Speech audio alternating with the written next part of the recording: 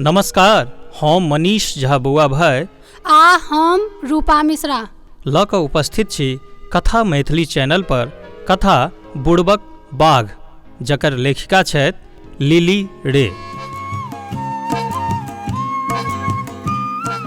कान जंगल में एकटा बाघ रहैत छल।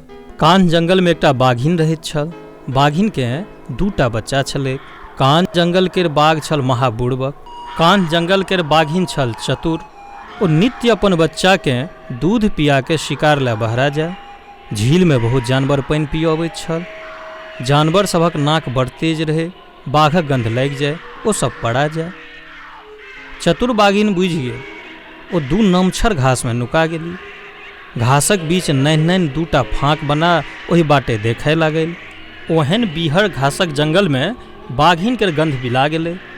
जानवर सब निश्चिंत भऽ पानि पिय लागल। सबसँ पहिने बानर पानि पीलक। पानि पीब सब कुदैक कुदैक नहेलक। एक दोसरा पर पानि फेंक खेलाय लागल। बड़ी काल भऽ गेलै। तँ बुढ़वा हरिन टोकलकै, आब बस कर, एतेक जानवर पियासल अछि, ओहो सब पानि पियत ने, ओहो सब नहायत, तोँ सब निकल, ओहि गाछ पर देख कतेक बैर लुधकल छै, जो खाइ जो। सुनैत देरी बानर सब गाछ दिस लपकल, छरपि के गाछ पर कूदल, बैर खाय लागल। बानर गेल तऽ हाथी हैतनी अपन नेना भुटकाक संग झील में पैसल। चेतन हाथी सब अपन सूंढ़ में पानि भरि बच्चा सबके नीक जकाँ नहौलक। हैथनी सब हेलै लए सिखौलक। एहि पार सँ ओहि पार हाथी सब चल गेल। आब हरिनक झुंड पैसल, ओहो सब पानि पीलक। बुढ़वा हरिन ऊपर पहरा दैत रहल। जखन सब हरिन पानि पीब ऊपर आबि गेल तऽ बुढ़वा हरिन जाकऽ पानि पीलक। हरिन सब पानि पीब कऽ चल गेल तऽ मयूरक हाज पानि पीलक। सबसँ अंत में सांभरक झुंड पानि पीबे आयल। चतुर बाघिन एहि ताक में छली। ओ घासक ओढ़ करैत सांभरक पछुआर दिस आबि गेल। सांभर सबके गंध नहि लगलै। ओ सब पानि पीब जाय लागल तऽ बाघिन चट दऽ लम्बा छलांग लगौलक। सबसँ पछिला सांभर के दाँत सँ दबोचि लेलक। घिसियबैत अपन गुहा दिस चलल। सांभर भारी रहै। बाघिन थाकि गेल। ओकर गुहा दूर रहै। बाघिन आन पंजा सँ खाधि कोरलक। खाधि में मूल सांभर के सुता देलकै। दाँत सँ नाम नाम घास काटि के ओढ़ा देलकै। घासक ऊपर अपन पंजा सँ काँच पाकल पात बहारि के ढेरी लगा देलकै। ताहि तर नुकायल छलै ओकर शिकार सांभर। बाघिन आब छुट्टा भऽ गेल। दुलकी चालि सँ अपन गुहा घुरि आयल। दुनू बच्चा के भरि पोष चाटि दुलार कयलक। तकरा बाद चित्त भऽ पड़ि रहल। दुनू बच्चा भरि पेट अपन मायक दूध पीलक। तकरा बाद मायक देह पर ओंघराय लागल। बाघिन अपन गुदगर पंजा सँ ओकर सभक देह हँसोइत आवेश जनौलकै। बुड़बक बाघ के बुझबा में नहि अयलनि जे झील दिस पहुँचबाक पहिने जानवर सब किएक परा जाइत छलै।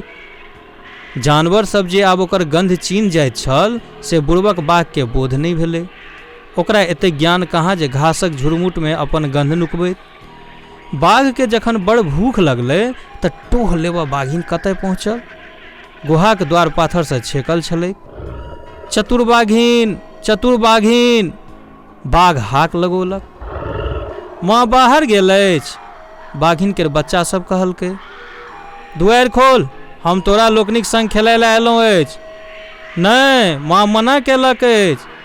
अरे आन जन्तु लए मना केलको अछि, हम तऽ अपन जाइत भाय छियौ।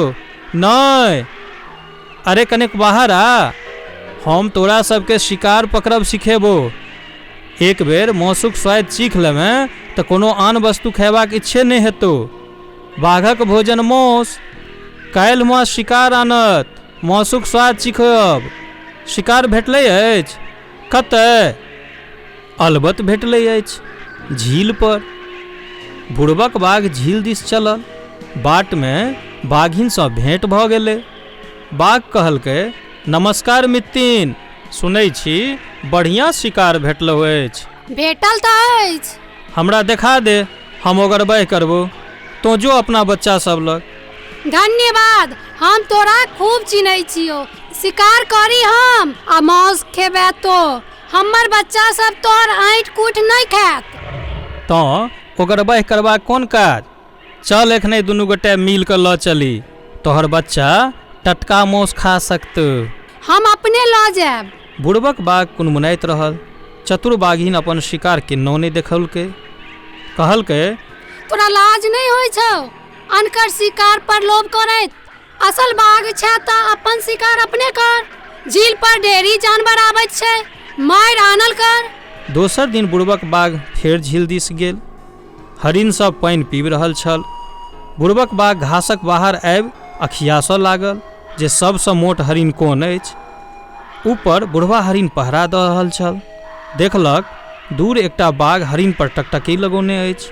बुढ़वा हरिन जोरसँ अपन अगिला पैर पटकऽ लागल। टक टक टक। सब हरिन बुझि गेल। पानि पियब छोड़ि लंक लऽ कऽ पड़ायल। बुड़बक बाघ पूरा दम लगा के छड़पल, नहीं पड़ि लगलै। थोड़ेक हेल के पानि पीलक, तकरा बाद घुरि आयल। घासक झुरमुटमे पड़ि रहल। बुड़बक बाघके निन्न भऽ गेलै। ककरो चलबाक आहटसँ बुड़बक बाघक नींद टूटलै। देखलक मयूरनी जा रहल छल। ओ अपने मदमे अकरैल जा रहल छल। बाघ दिस ध्यान नहि गेलै। ठीक बाघक बगलसँ बाघ एक पंजा मारलक। मयूरनी खसि पड़ल। बाघ मयूरनीक दुनू टाँगके दाँतसँ घसिया के धैलक। मयूरनी अपनाके छोड़ेबा लए जोर लगौलक। गर्दनि नमरा बाघक छाती पर लोलियाबऽ लागल। बाघक पुष्ट छाती पर कोनो असर नहि भेलै। मयूरनी बाघक आँखि पर अपन पाँखि पसारि देलक आ आरो जोरसँ बाघक कंठके लोलियाबय लागल। बाघ ठाढ़ भऽ गेल। ओकरा किछु नहि सूझि रहल छलै। कतबो मूड़ी झटकारे मयूरनी टससँ मस नहि भेली। बाघक आँखि अपने कंठ लोलियबैत रहल। बाघ खिसिया के गरजल। गरजेला जहाँ मुँह खोललक कि मयूरनी चट दऽ अपन पैर छिप उड़ि गेल। बुड़बक बाघ गरजैत रहल। चतुर बाघिन अपन बच्चा सभक संग मौस खा के गुहा दिस जाइत छल। ओ सब बाटमे बाघ आ मयूरनीक तमाशा देखऽ लागल। मयूरनी उड़ि गेलै तऽ बाघिनक बच्चा सबके बड़ हँसी लगलै। दुनू अपना अगिला पंजासँ थपड़ी पाड़ैत गाबय लागल, बुड़बक बाघ लाज करू ओ बुड़बक बाघ। हरिनसँ हारलहुँ किछु नहि मारलहुँ, चिड़ैसँ आँखि मुनौलहुँ। बाघिनक मारल चोर बह गेलहुँ, राजक नाम हँसौलहुँ। जंगलक राजा हाजा पाजा छथि एक बुड़बक बाघ। बुड़बक बाघ लाज करू ओ बुड़बक बाघ। आजुक कथाक प्रायोजक छल साउंड वेव्स प्रोडक्शन। एहने सुंदर आ रोचक कथा सुनबा लेल कथा मैथिली चैनलके लाइक करू, सब्सक्राइब करू आ शेयर कऽ कऽ बेसीसँ बेसी लोक धरि पहुँचेबामे सहयोग करी। धन्यवाद।